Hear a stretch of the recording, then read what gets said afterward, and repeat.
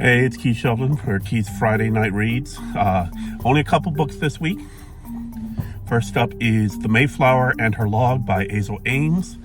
Now, this is actually, taking the logbook from the Mayflower and some of the other history research, so going over the names and who was on the ship as the passengers and the crew. I read it, the digital download of the book as part of my family history research.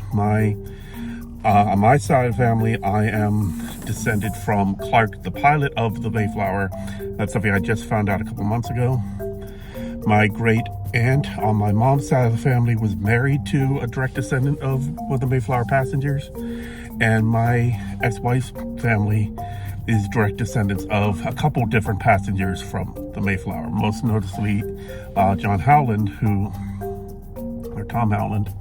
who had fallen off the Mayflower during its cruise across the ocean and was saved. So, interesting read. Of course, it was basically just resuscitation of facts. Now, typically, I said last week I give all family history books a 5 out of 5 automatically.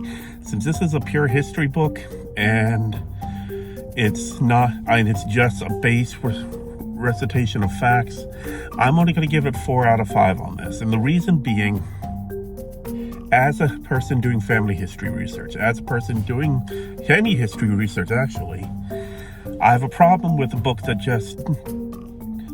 does some of the research into backing up what's in the log when it only deals with basically half of the people involved. There's a lot of research into the men that were on the Mayflower, very little on the women, and that's disappointing. And it's to be expected for a book that's, now 400 years old. Well, the original law book was 400 years old. This Azel Ames version is newer.